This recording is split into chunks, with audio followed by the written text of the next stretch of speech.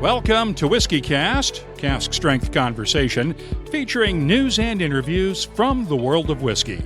I'm Mark Gillespie. This is episode number 792 for November 10th, 2019. And this time around, I'm at Virginia's historic Mount Vernon for the inaugural George Washington Whisky Festival. Coming up in a few minutes, we are definitely going to forge a category of Indian single malt distilleries like the Japanese, for example. That day is not really far away. 15 years ago, Ashok Chokalingam and Rick Jagdale took some of the first bottles of an obscure single malt whiskey from India to Scotland to see whether their whiskey could stand up to Scottish scrutiny in blind tastings. Of course, that whiskey was from Amrut, and those taste tests helped spark the growth of an entire single malt whiskey industry in India as Amrut spread around the world, and competitors followed over time. Rick Jagdale is now Amrut's managing director, following the death of his father Neil earlier this year, and Ashok was named distillery manager this year, following the retirement of longtime distiller Surinder Kumar. Ashok Chokalingam will join us later on WhiskyCast In-Depth. That's coming up along with the calendar of events, Your Voice, and we'll have a special Behind the Label later on too, along with highlights from the George Washington Whisky Festival. It's all ahead on this edition of WhiskyCast. From far beyond the wall comes a whiskey for those who face the oncoming storm and never stop walking. Winter is here. White Walker by Johnny Walker. White Walker by Johnny Walker. Blended Scotch Whisky, 41.7% alcohol by volume. Imported by Diageo North America, Norwalk, Connecticut. Please drink responsibly. When you land on something special, you just know. Redbreast, the quintessential single pot still Irish whiskey, and a proud sponsor of WhiskyCast. Let's get started with the news. It's brought to you by Heaven Hill Distillery. With Great Britain facing a snap election for Parliament next month as part of the ongoing Brexit battle, the campaigning is now in full swing. And if you're trying to get votes in Scotland, you'd better be seen making at least one visit to a distillery. And that's what British Prime Minister Boris Johnson did this week. He made a campaign stop at Diageo's Rose Isle distillery in Speyside, which is normally not open to visitors. But when you're the Prime Minister, doors tend to open up. During his visit, he pledged to review the UK's taxes on whiskey and other spirits if the Conservatives are returned to power in the December 12th election. Taxes make up almost 75% of the price of an average bottle of whiskey in the UK, and the industry has been calling for a change in the tax strategy for years now. During his visit, the Prime Minister also dashed hopes among Scots calling for another independence referendum when he said that he would never agree to hold a second vote on Scottish independence. Boris Johnson also spent some time on the phone this week with President Donald Trump, and according to a summary of the call released by Downing Street, he urged Trump to remove the 25% import tariff on single malt whiskies from Scotland and Northern Ireland that took effect last month. That tariff is projected to have as much as a $100 million annual impact on Scotch whisky exports to the U.S., which has traditionally been the largest export market for Scotch whisky by value. The tariff was imposed last month as part of a World Trade Organization-sanctioned series of countermeasures in the 15-year-long dispute between the U.S. and the European Union over subsidies for Airbus and Boeing. Now, there have been news reports indicating that Johnson pledged to scrap the EU's 25% tariff on bourbon and other American whiskeys as soon as the UK leaves the European Union. However, neither Downing Street nor the White House confirmed that in their official readouts of the call. We have one more trade story for you now. China and the European Union have agreed on a deal to give Irish whiskey geographical production status in China. The deal took several years to negotiate and is similar to protections already in place for Scotch whisky in China. It'll allow Irish whiskey producers to take legal action in Chinese courts against producers of fakes labeled as Irish whiskey. In other news, Chapelgate Whiskey Company is redefining the upper limits of Irish whiskey. The Chosen was unveiled this week in Dublin. It's a 27-year-old single cask single malt that comes in hand-cut crystal decanters from J. Hill's Standard and hand-carved wooden cabinets from Ireland's John Galvin design. Only 100 decanters will be available through the Celtic Whisky Shop in Dublin, along with Bordeaux Index and Fine and Rare internationally. The price tag, £6,500 each, or a little more than $8,300. That makes it the most expensive Irish whiskey on record, beating the 2014 release of the Middleton Very Rare 30th Anniversary Pearl Edition, which had a price tag of €6,000, or about $7,600 at the time. Also in Irish whiskey news, Egan's is releasing Centenary to mark the 100th anniversary of the death of the brand's founder, Henry Egan. It's a blend of single malt and single grain Irish whiskies finished in XO cognac casks. Around 6,000 bottles will be available worldwide, with a recommended retail price of around $100 a bottle. Earlier this year, we had an interview with the stars of the Three Drinkers Amazon Prime Video series, Colin Hampton White, A.D. Smith, and Helena Nicklin. Their second season of episodes will debut in December, and they have now teamed up with Master of Malt to release the Three Drinkers Scotch Whisky. It's a 17-year-old blended malt that will sell for around £40 a bottle.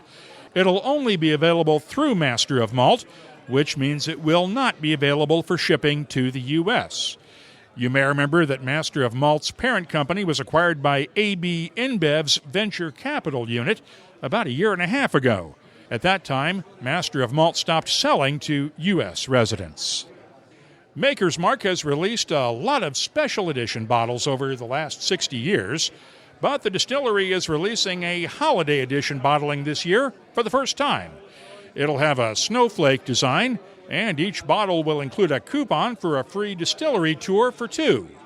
The holiday edition will become an annual series and will be available at select U.S. retailers. No word on pricing. Brooklyn's Widow Jane Distillery has released its oldest whiskey yet, a 14-year-old blend of bourbons crafted by head distiller Lisa Wicker. Backstory, sitting on my front porch, Bardstown, Kentucky, Bruce and Zach Simlick of Zach Cooperage, we're just drinking a little bit of whiskey and talking, and they tell me that they've got some 8-year-old air seasoned wood on the back of the lot.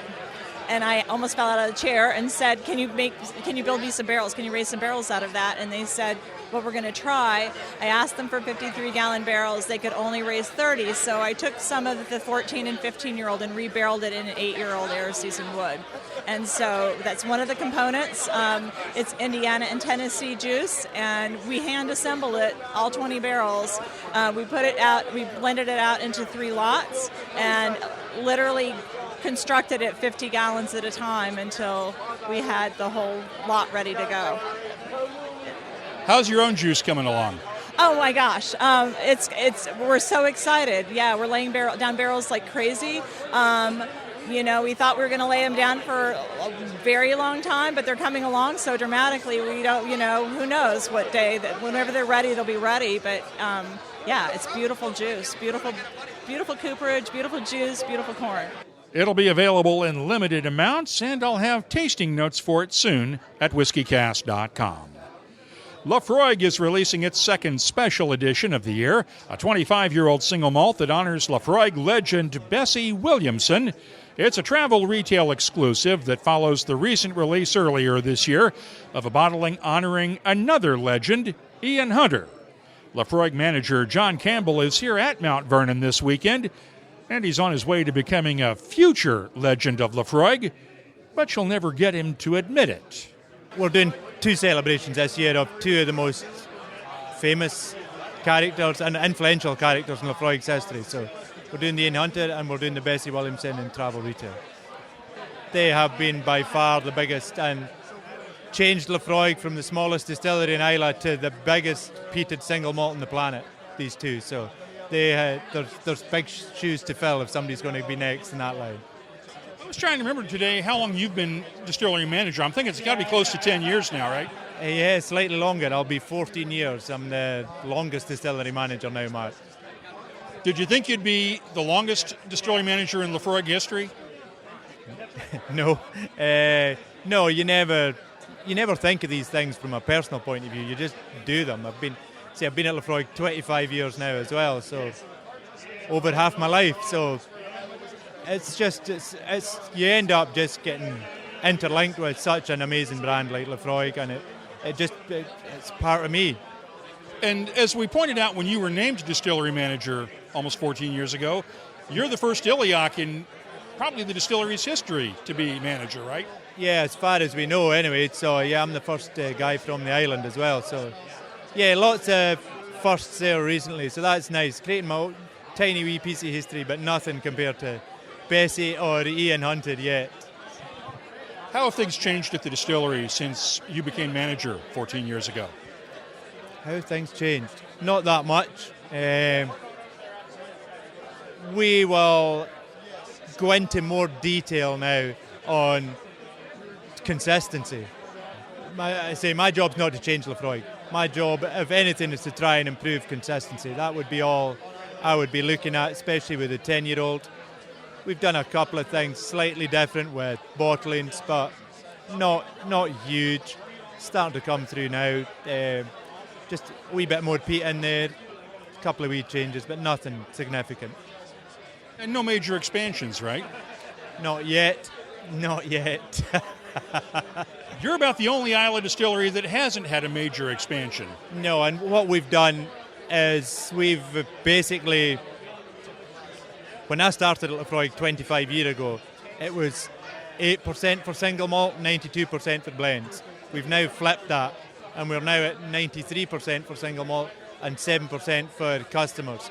But the customers are just getting smaller and smaller as we eke them out to get full capacity for single malt. So we're thinking about it and we're looking at it, and we have been for the last 4 to 5 years. But as you know, Laphroaig is not the easiest place to expand because you don't just chuck 2 stills in and carry on. It's a complicated puzzle to work out a Laphroaig expansion. Especially when you're right there by the sea, so you can't expand except in one direction, and that's to go back toward the road, and then you take into the Friends of Laphroaig plots. Yeah, and we don't want to muck about at Friends of Laphroaig that much. And just the 7 stills in the distillation. So we've got the big still at the end that causes great things to happen since 1967. So yeah, it's just keeping the balance is going to be the thing. So that's something hard. We're looking at hard to try and get that solution. So when do we see a John Campbell edition Laphroaig? Probably never if I get my way. So it's not about me. It's always about the whiskey. The whiskey and Laphroaig. I'm just holding the torch for the next girl or guy to come along and take it off me. So it's never about me. Once again, the Bessie Williamson edition is a travel retail exclusive. There's no word on pricing. Diageo is releasing one final whiskey in its Game of Thrones single malt collection that came out earlier this year. Six Kingdoms Mortlach is a 15-year-old single malt that is the 9th whiskey in the series. It'll be available starting in December for around $150 a bottle. And on that note, we had a listener question this week about availability of the Lagavulin Offerman edition that was released by Diageo this month. The question was about availability outside of the U.S. We were able to confirm this week that the Offerman edition will be available only at retailers in the U.S. and in Australia, and at the Lagavulin Distillery shop on Islay only. Now, this next story is not part of the reason for that limited availability, but it could have an impact in the future. There has been a lot of talk about restricting alcohol promotion and advertising, and according to the Drinks Business and the Korea Times, South Korean officials want to ban drinks companies from using the images of celebrities on their packaging. One South Korean lawmaker told the Times that using images of celebrities on drinks bottles and packages could influence teens to start drinking. You can keep up on the latest whiskey news all week long at WhiskyCast.com. The news is brought to you by Heaven Hill Distillery. Larceny Bourbon's heritage goes back to the days when Treasury agent John E. Fitzgerald was patrolling the rick houses of Kentucky, not just for the feds, but also for himself. Mr. Fitzgerald was apparently stealing a taste of some of his favorite barrels of wheated bourbon on the side, and today's award-winning Larceny bourbon has that same soft, smooth character Fitzgerald loved. Look for 92 proof Larceny bourbon at your local retailer, and be on the lookout for the upcoming limited edition releases of Larceny Barrel Proof. Find out more at heavenhilldistillery.com. Think wisely, drink wisely. Once again, we're on location this weekend at the George Washington Whisky Festival, the very first one of its kind at historic Mount Vernon just outside of Washington, D.C. I'm joined by Steve Bayshore, who runs the distillery here and is Director of Historic Trades. What went into putting this festival together? You've had a big crowd here. Well, we have a great team here at Mount Vernon, so it was certainly my staff in Historic Trades, but I have to thank our special events team, Joan Flintoff in particular, who's Director of Protocol and Special Events, and she coordinated so many of the behind-the-scenes activities to pull it all together. You have about 650 people here tonight, and distillers from as far away as Scotland. I mean, John Campbell came over from Lafroig for this. Yeah, John's been a friend of Mount Vernon for a lot of years since we made single malt with him in 2012, so he loves the experience here, and we do a number of things from time to time with John, so it was an honor to have him here. What else are people experiencing tonight? You had the VIP session earlier tonight down at the distillery itself. We're here at the main inn right now, but there were crafts, historic pioneer crafts, things like that, all sorts of stuff. Yeah, we had Justin Cherry, who's a chef that used to work at Husk in Charleston, and he's an 18th century baker now, and so he has this beautiful bake oven. We had ground grain at the mill, our water mill, actually heirloom grains this time, varieties of wheat that Washington would have grown. So he's making incredible things in that oven. Next to him was Marshall Sheets, a traditional cooper, making barrels and talking with people. Of course, we had the Virginia craft distillers here, many of our friends here in Virginia that have wonderful distilleries. And then John Campbell, Lisa Wicker from Widow Jane. It was just a great crowd. So people got to experience food, drink, but also interact with these talented distillers. And we should note that Lisa is also the head distiller here, for lack of a better term, right? Yeah, she's our key person, our key consultant. So we've learned a lot from her over the years, and she's helped us perfect our whiskeys more and more over the last several years.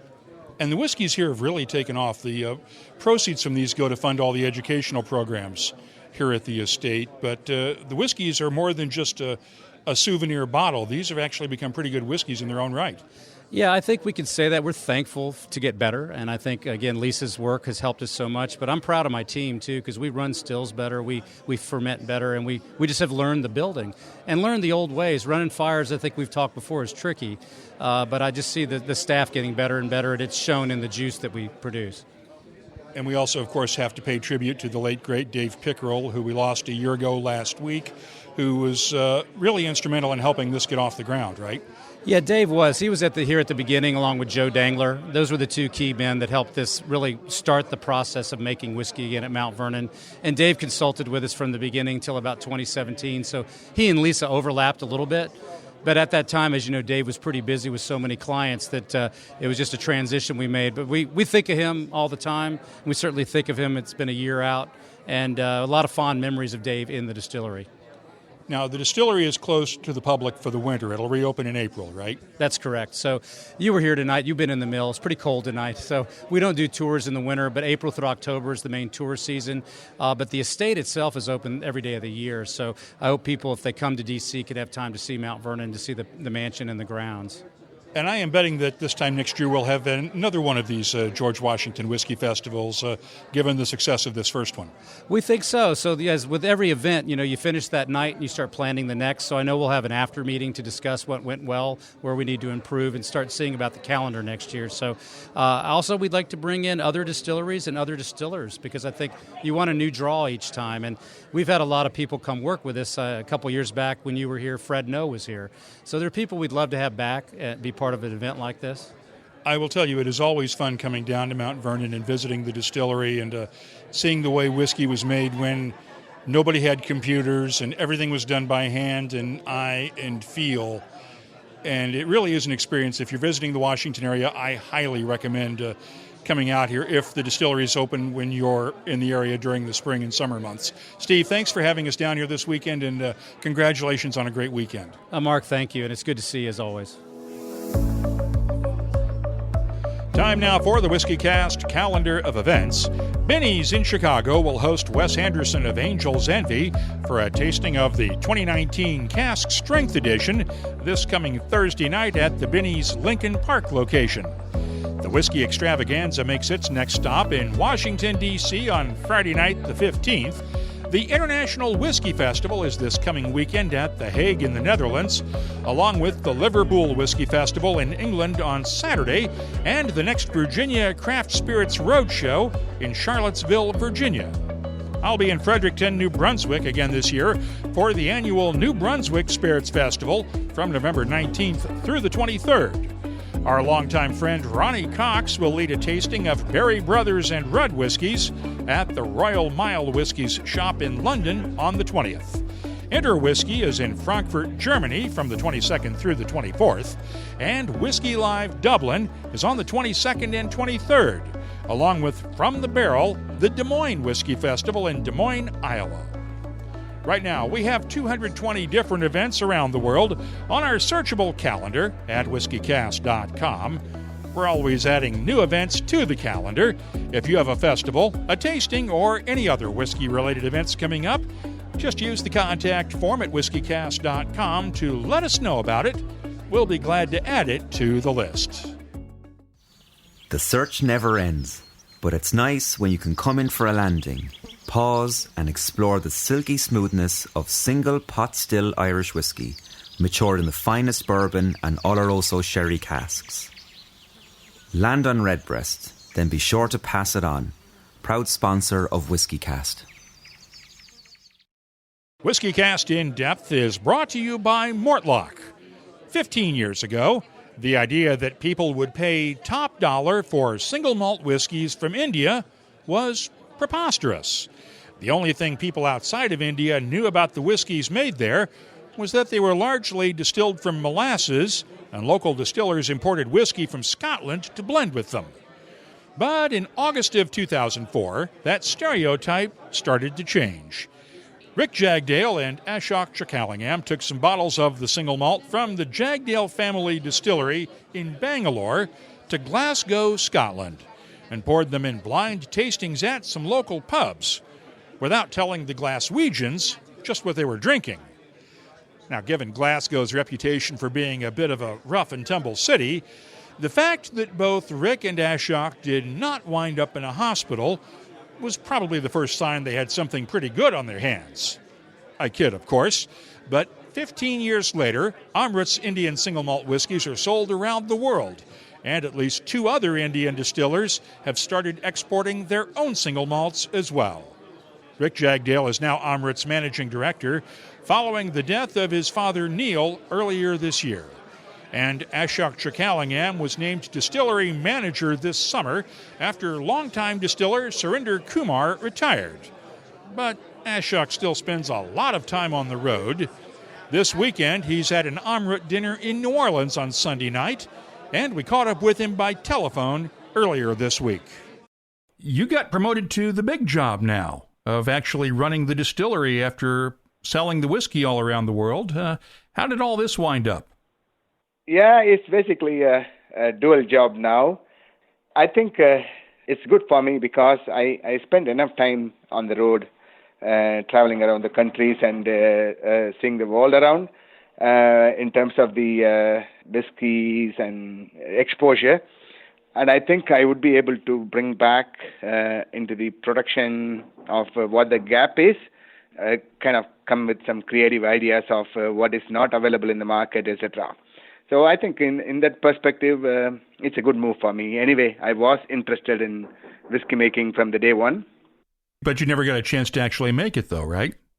No, I was working with Surinder for almost 3 years, taking training and tips from him. So it's not that strange for me anyway. But I have my own ideas, and I perhaps would implement it going forward. Such as, what did you learn out on the road? You talked about stuff that wasn't available that you're thinking of making. What exactly is that? Right. For example, when we talk about the Amrut spectrum, I know there are whiskies aged in different barrels and blended.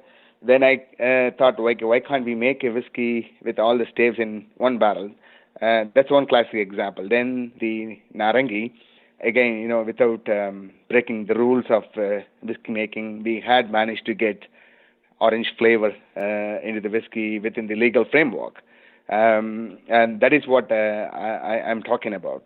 So when you see the market, what is available and what perhaps we could bring in, and that's what it really helped me over the years of going around.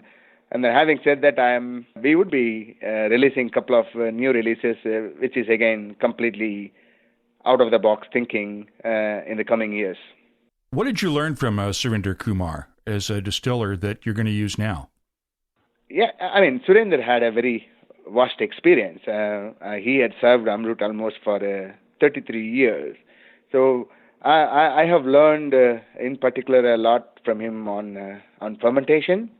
And then distillation is a standard practice set across almost all the distilleries. Again, I'm playing around there as well, altering the cut points a little bit, and then the rate of distillation, which of course affect the flavors, and a little bit of change in the fermentation as well, which contribute to the higher threshold of flavor level. Indian whiskey on the single malt side has really sort of exploded since the first time we talked 10 or so years ago, when Amrut was the first Indian distillery to make single malt for export.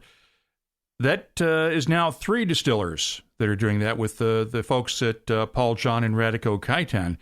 What does that say about the Indian single malt whiskey market that you were on the forefront of?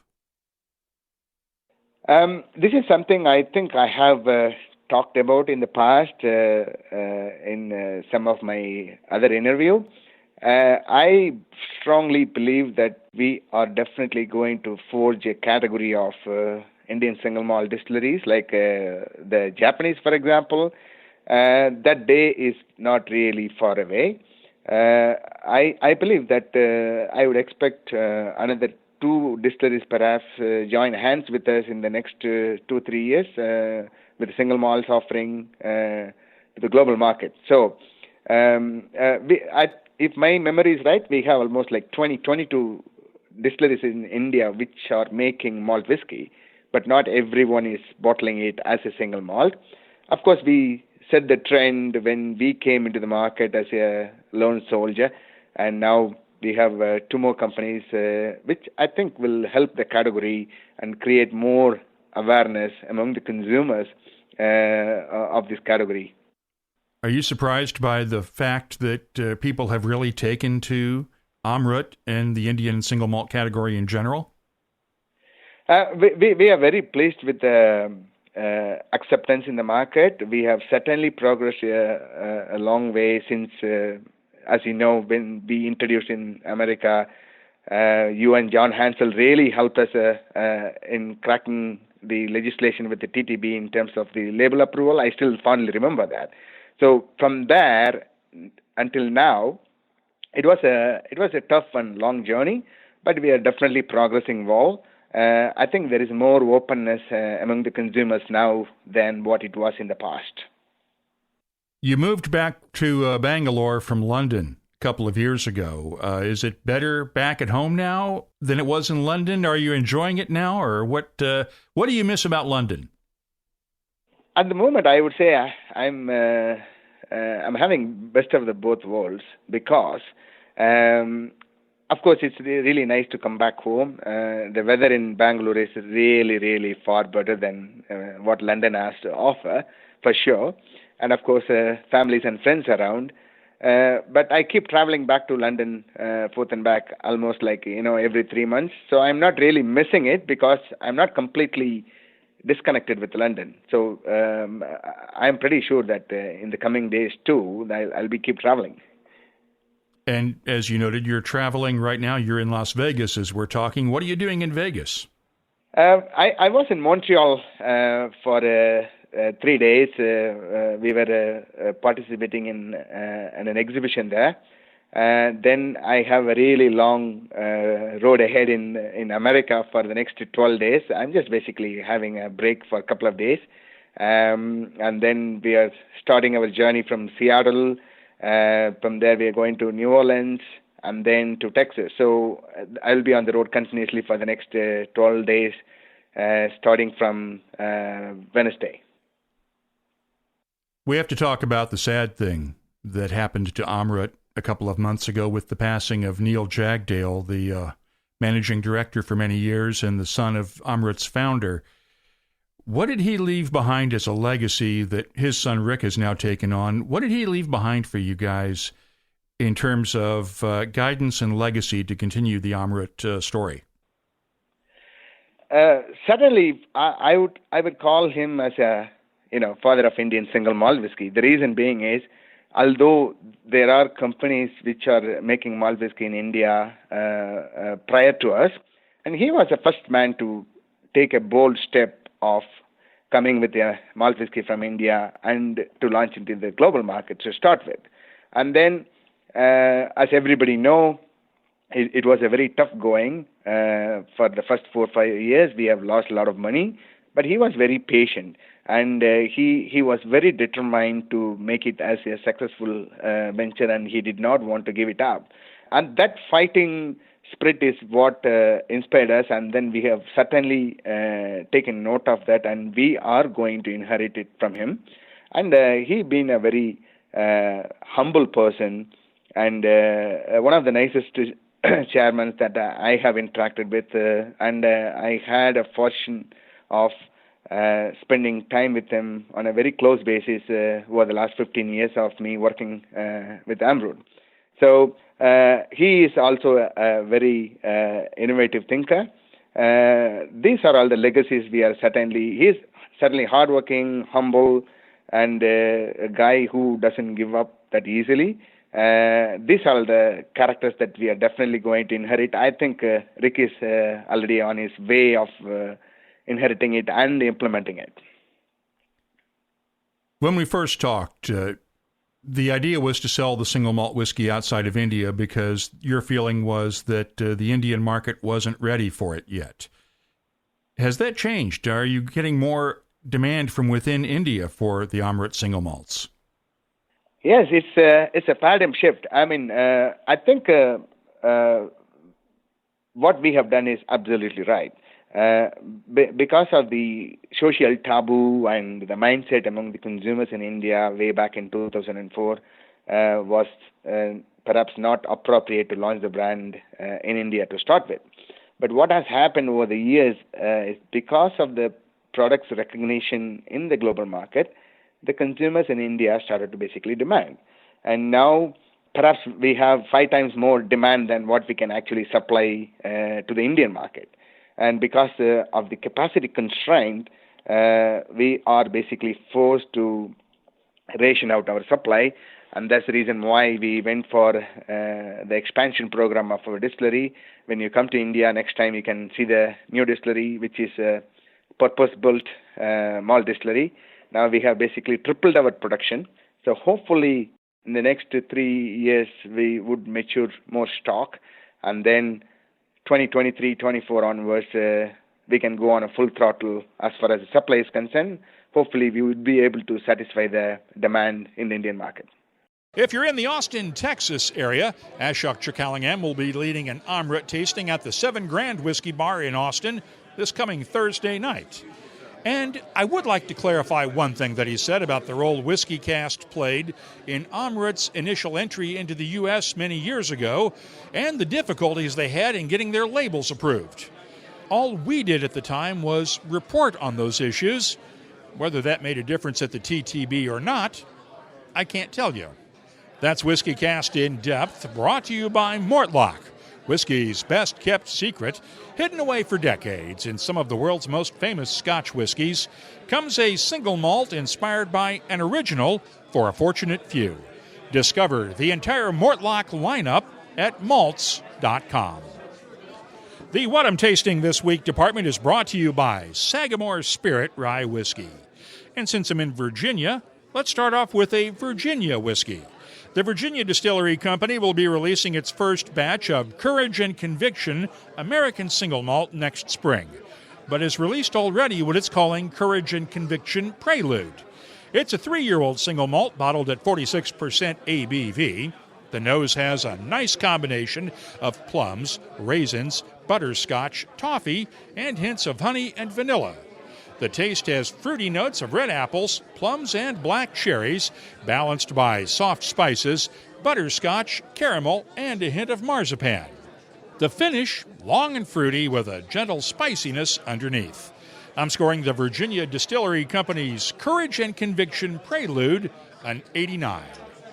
I mentioned the Chosen from Ireland's Chapelgate Whisky Company during the news. You know, the most expensive Irish whiskey bottled so far.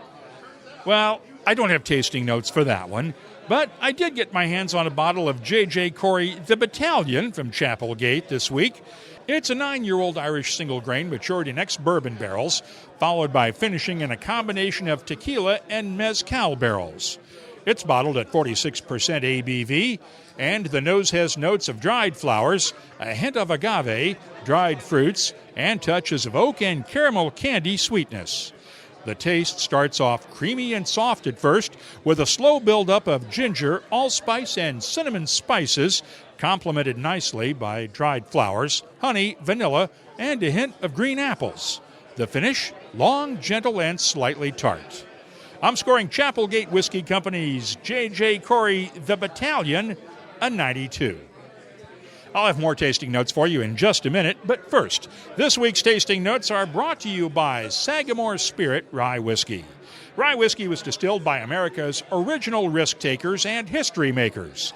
Those first barrels of whiskey were bold, flavorful, and full of passion. Sagamore Spirit proudly picked up the torch with their spring-fed Maryland-style rye whiskey, celebrating the grit and glory of those patriotic ancestors who sipped their way into American history. Visit SagamoreSpirit.com to explore their award-winning spirit. Now, during the news, I mentioned the Six Kingdoms Mortlach 15-year-old that rounds out Diageo's Game of Thrones single malt whiskey collection. I received a sample this week. It's bottled at 46% ABV. The nose has a touch of cinnamon candies along with vanilla, a good maltiness, and hints of sandalwood and oak tannins. The taste starts off buttery smooth with a nice gradual buildup of cinnamon and allspice, along with honey, barley sugar, and butterscotch. The finish is long with a subtle spiciness. I'm scoring the Six Kingdoms Mortlach 15-year-old a 93. The Whiskey Exchange released a series of 4 Magic of the Cask whiskies for the Whiskey Show in London a month or so ago.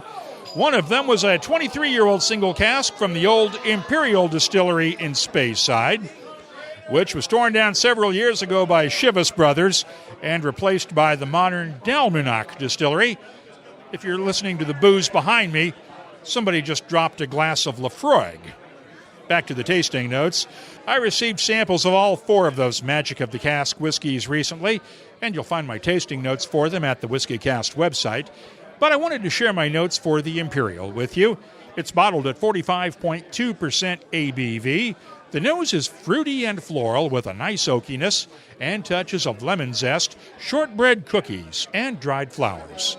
The taste is sweet and smooth with ginger root and cinnamon notes that develop slowly, along with lemon pepper and a hint of chocolate. The finish is long and smooth with hints of lemony tartness and a soft oakiness. I'm scoring the Imperial 23-year-old from the Whiskey Exchange's Magic of the Cask series a 93. Finally, I really try hard to not make a big deal out of whiskeys that are, shall we say, less than optimal.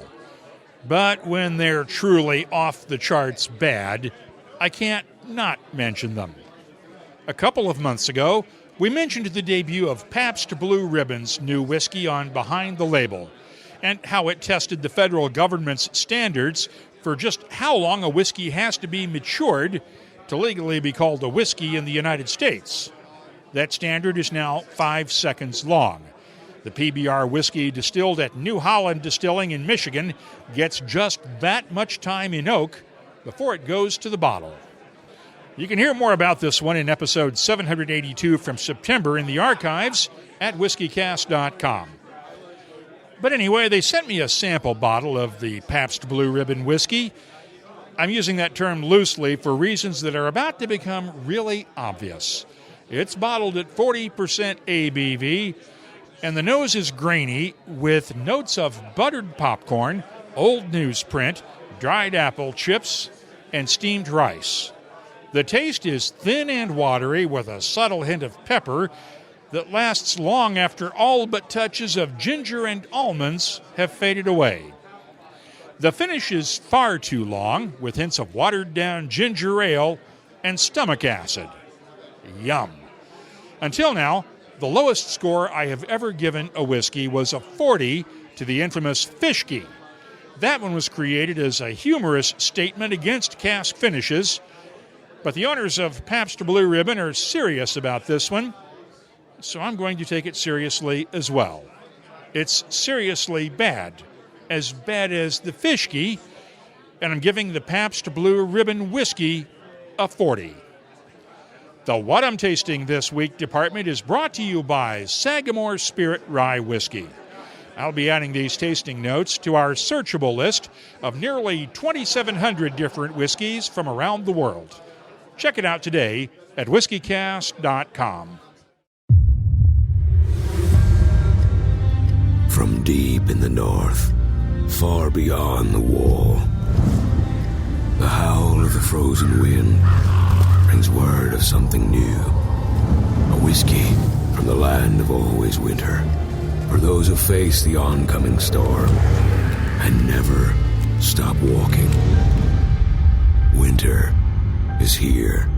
White Walker by Johnny Walker. White Walker by Johnny Walker. Blended Scotch Whisky, 41.7% alcohol by volume. Imported by Diageo North America, Norwalk, Connecticut. Please drink responsibly. Let's open up the inbox now for your voice, presented by Lot 40. Last time around, we reported on the deadline for Congress to extend the federal excise tax break for small-scale distillers. That deadline is coming up December 31st, and distillers are getting more and more nervous that the tax break they've had for the last 2 years could be wiped out when 2020 arrives. We heard from Minnesota's Scalven Distillery this week on Twitter. We've been bracing and preparing for FET to go back up since the beginning. Unfortunately, many distillers are not, and I wouldn't be surprised in the slightest to see dozens of craft distilleries closing down each and every week if it's not extended. If the signs of an upcoming recession are true, it's the making of a perfect storm. Excise taxes increasing over $100,000 for the average distiller, a lot of competition entering the market, and a recession. It could be really, really ugly.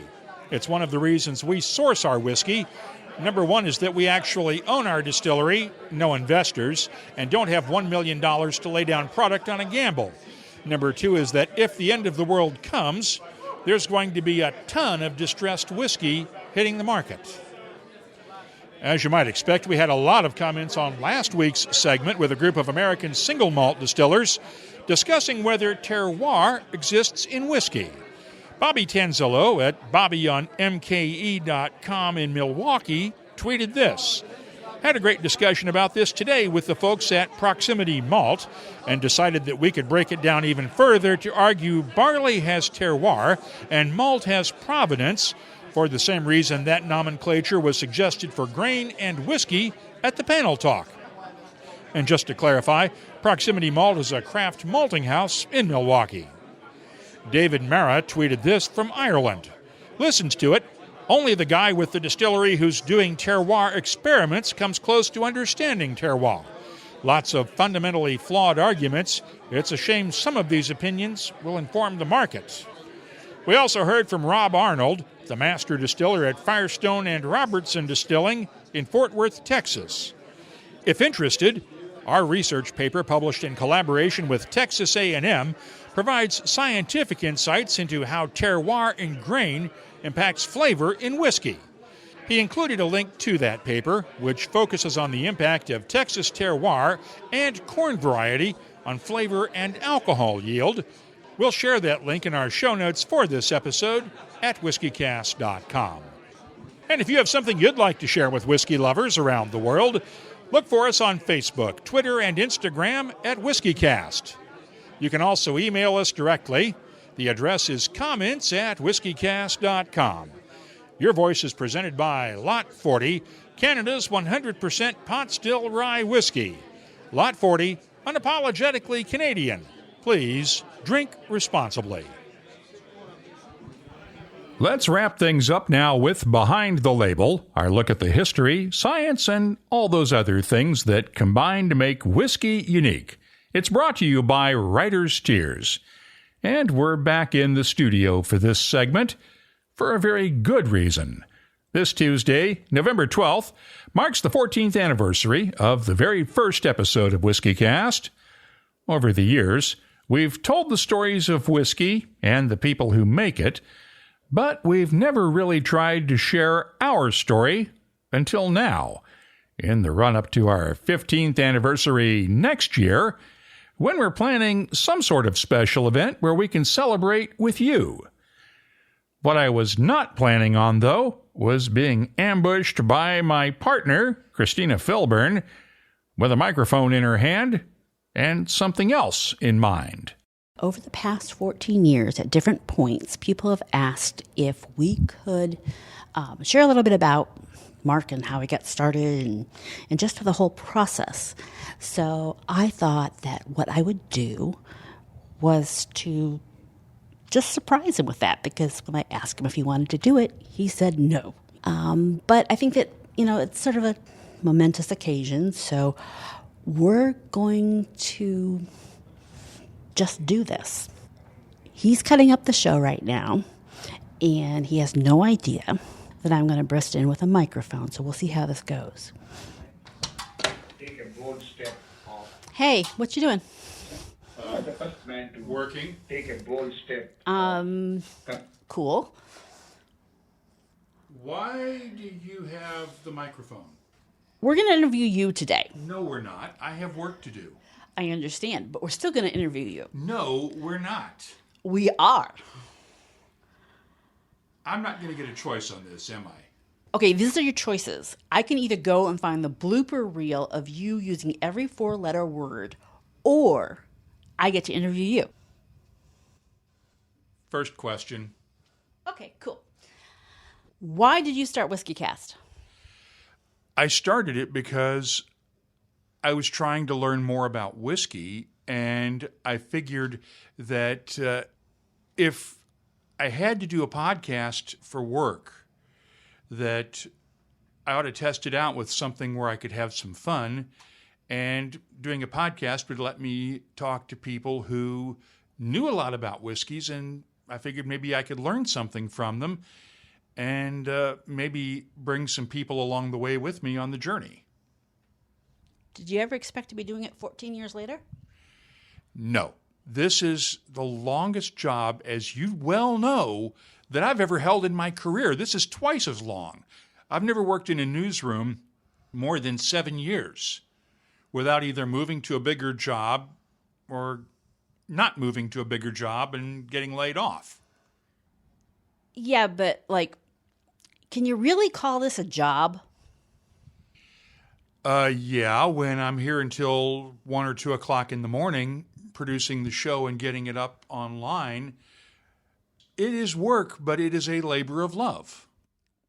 Okay, so walk me through the process. Walk you through the process. You've seen the process. I spend all week long collecting news and writing up stories, sometimes for the website, sometimes just to go ahead and collecting interviews to be used in the weekend's podcast. And then usually on Friday, I'll start writing elements for the show and continue the writing through Saturday. And then depending on how far I get in the process, then I produce it on Sunday and post it sometime during the day or Sunday night.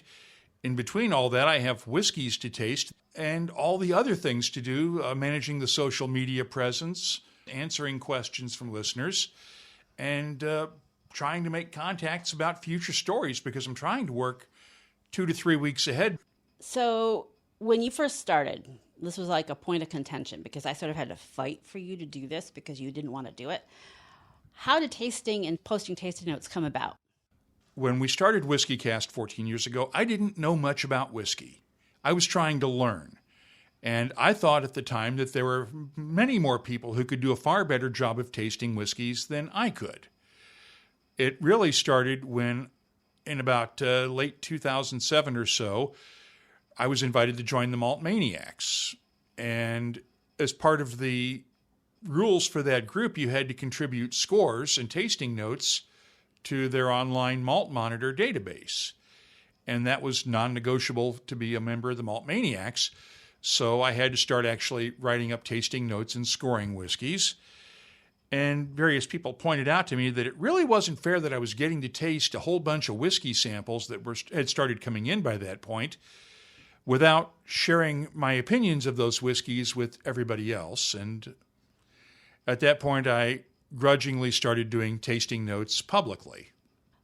So everybody always asks you, and you always have a very, very standard answer. What's the best whiskey you've ever tasted? So let's just do that question now. I haven't found it yet. Same standard stock answer. I'm not going to give you an answer I don't give anybody else.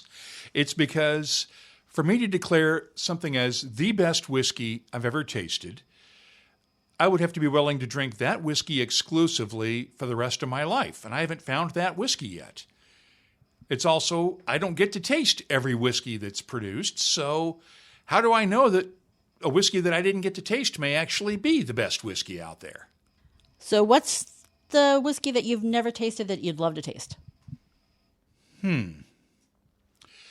I would love to taste the original Shackleton whiskey that was in the ice for 100 years down in Antarctica, that Richard Patterson was able to squirrel a couple of bottles away from Antarctica for a brief period of time to take them to Glasgow to blend that whiskey, or a replica of that whiskey, for White and Mackay.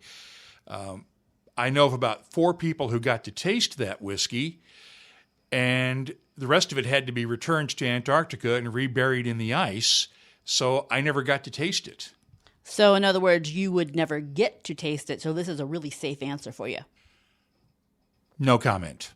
Uh-huh. Tell me about 2 or 3 of your favorite interviews. One that I did with Elmer T. Lee, the late Elmer T. Lee, at Whiskey Fest in New York. I think it was maybe 2007, 2008, but it was several years before he had passed away. That was one of my favorites. I always loved talking with Parker Beam because I always learned something every time I talked with him. Let's see. Hanging out with Michael Urquhart of Gordon and MacPhail in the warehouse in Elgin was a favorite because we were tasting some really old whiskeys, and then at the end of the interview he says, "I got one more for you to taste." And he pulls out a sample of this 70-year-old Mortlock that had just been released. And to be able to taste that whiskey in the warehouse where it had spent 70 years, that's a memory I'm not going to forget soon. There's been ups and downs in WhiskyCast. There's been a couple times where we didn't know whether we were going to be able to keep going forward with it. And I still swear that it's just purely out of your stubbornness that we kept going, because you were just going to produce the show every single week. Was there any time that you were scared that it wasn't going to keep going? Yeah. In 2009, 2010, after I got laid off at Bloomberg TV in the middle of the global financial crisis and didn't have a job interview for an entire year, and the severance was running out, I was afraid at the time that we were going to have to shut things down and I was going to have to go get a real job to feed the family. And that was when you and the girls sat me down and said, you can keep doing WhiskyCast, but you got to let Mom take over all the business side of things because you suck at it. And I said, yes, that was the best decision I ever made. That was not what you said. I said it. Okay, there were a few words I said before yes, but we don't need to go into that right now. But I did come around to saying yes. So, like, one of the cool things that I think that has happened because of WhiskyCast is that we've always had the principle that the whiskey is we're the caretakers of it, the samples and everything that we get, and that we're absolutely willing, if people are coming to the Philadelphia area, we've had listeners call or text us or email us, and we've always had an open door policy. Do you want to share with our listeners some of the people that have come by? Well, the first time it happened was a longtime listener, Merle Giles from Illinois, who emailed and said, "Hey, I'm in the neighborhood. Could I stop by? My wife and I stopped by and say hello. We'd love to meet you." And of course, we said, "Sure, come on by," because we both worked from home at the time. So as long as the house is relatively clean, we would be more than happy to welcome people in. Can I get back to the show now? No, I've got one more question. What are some of the unexpected things that have happened to you because of WhiskyCast? I have made many new friends among listeners, among people in the whiskey industry that I would never have gotten to meet otherwise. Every so often we'll get an email or I'll meet a distiller at a whiskey show who will tell us that they started listening to the show years and years ago, and it helped them make the decision to change their lives and get into the distilling business. And to know that we've helped change some lives as well as be able to meet a lot of great people, it's something that's really rewarding. That's really been the best thing about all this, is getting to meet a lot of new people. And drink some pretty cool whiskeys, too. Now can I get back to the show? Yeah, but you're going to do this segment in it. Do I have to? Yep. Thanks for helping us celebrate 14 years of WhiskyCast. And if you have an idea for how we can celebrate with you next year on the 15th anniversary, we'd love to hear from you. You can always use the contact form at whiskeycast.com to get in touch with us. Behind the Label is brought to you by Writer's Tears. Writer's Tears Copperpot, a unique triple distilled premium Irish whiskey, combining single malt and single pot still. First fashioned in the 1700s and still a rarity today. Sure, as we say in Ireland, what's rare is wonderful. Writer's Tears Copperpot. That's all for this edition of WhiskyCast. You'll find links for the stories in this episode in our show notes at whiskeycast.com. That's also where you'll find links for our WhiskyCast HD videos and the WhiskyCast Tasting Panel podcast, the latest whiskey news, my tasting notes, the calendar of events, the whiskey photo of the week, and, of course, a complete archive of all of our past episodes, going all the way back to 2005. We'd love to hear from you. You can always use the contact form at whiskeycast.com. Get in touch with us on Facebook, Instagram, and Twitter, or just email us. The address is comments@whiskeycast.com. When you land on something special, you just know. Redbreast, the quintessential single pot still Irish whiskey, and a proud sponsor of WhiskyCast. From far beyond the wall comes a whiskey for those who face the oncoming storm and never stop walking. Winter is here. White Walker by Johnny Walker. White Walker by Johnny Walker. Blended Scotch Whisky, 41.7% alcohol by volume. Imported by Diageo North America, Norwalk, Connecticut. Please drink responsibly. WhiskyCast is a production of Cask Strength Media, copyright 2019, and has come to you for the last 14 years from the charming, yet regrettably dry town of Haddonfield, New Jersey. At least most of the time. I'm Mark Gillespie, reminding you that when you drink, please drink responsibly. Thanks for listening.